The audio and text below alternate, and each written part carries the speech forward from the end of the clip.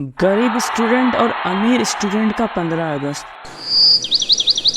तो यह कहानी है अर्पिता नाम की एक गरीब लड़की की, जो कि अपनी माँ के साथ एक झोपड़ी में रहती थी। अर्पिता स्कूल जाती है। क्या मैं यहाँ पर बैठ सकती हूँ? नहीं, तुम यहाँ नहीं बैठ सकती। प्लीज़ मुझे यहाँ बैठने दो। मम्मी ने मना किया है किसी भी काली बच्ची के साथ बैठने के लिए। जब उसे कोई अपने साथ नहीं बैठाता तो वो सबसे लास्ट बेंच पर जाकर बैठ जाती है। थोड़ी देर बाद क्लास टीचर मोनी आ जाती है और सभी बच्चों को ब्लैक बोर्ड पर पढ़ाने लगती है। जैसे ही ब्लैक बोर्ड इरेज करने लगती है, अमृता बोलती है, रुक जाइए टीचर, मैंने अभी लिखा नहीं है। क्यों नहीं लिखा है अभी तक तुमने? क्लास के सारे बच्चे ने तो लिख लिया है और तुम है कि धीरे धीरे लिख रही हो। टीचर, किसी ने भी मुझे अपने साथ नहीं बैठाया, इसलिए मुझे पीछे आकर बैठना पड़ा और पीछे से साफ साफ दिखाई नहीं देता। ठीक तो है, तू क्या चाहती है कि मैं इन सभी अमीर और गोरे बच्चे के साथ तुझे बैठाऊं? तुम जैसे बच्चों को यहाँ बैठने दे रही हूँ, यही बहुत बड़ी बात है। न जाने कहाँ कहाँ से आ जाते हैं। मुझे तो तेरी शक्ल देखने की ही मन नहीं करती। टीचर की बात सुनकर क्लास के सारे बच्चे हंसने लगते हैं। अपर्णा बेंच पर ही रोने लगती है।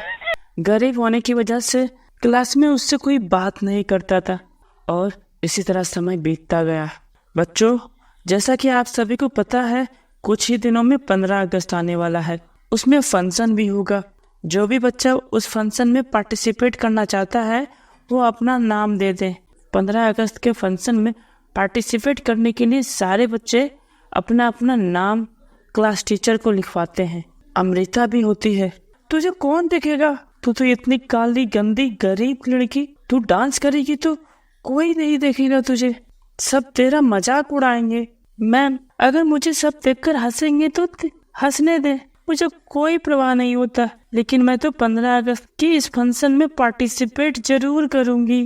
टीचर सब बच्चों का नाम लिखकर क्लास से चली जाती है। क्लास से जाते ही एक सोनम नाम की लड़की क्लास में आती है, जो कि बहुत ज्यादा घमंडी होती है।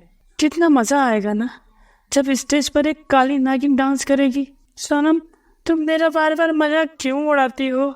जिसकी शक्ल और औकात ही मजाक उड़ाने वाली होती है, उसका मजाक ही उड़ाया जाता है। सोनम की बात सुनकर क्लास के सारे बच्चे अमृता पर हंसने लगते हैं। अमृता अपना स्कूल बैग उठाती है और ग्राउंड में जाकर रोने लगती है।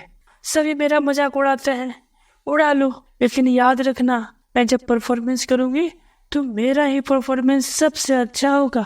सारे लोग मेरे लिए जोर जोर से तालियां बजाएंगे। देखते ही देखते 15 अगस्त का दिन आने वाला था। सभी लोग क्लास को अच्छे से सजा रहे थे।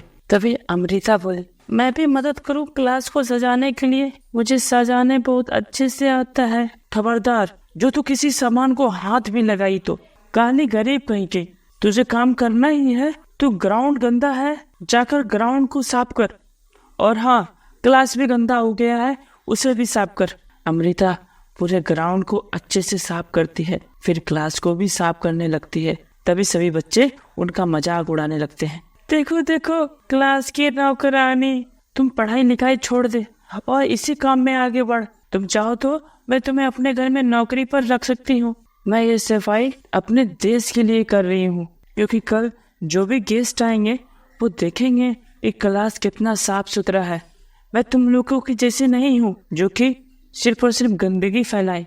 अमृता का जवाब सुनकर सुमन का मुंह बन गया और वह वहां से चली गई। अमृता अपनी माँ को सारी बात बताती है कि सारे बच्चे उसका किस तरह मजाक उड़ाते हैं।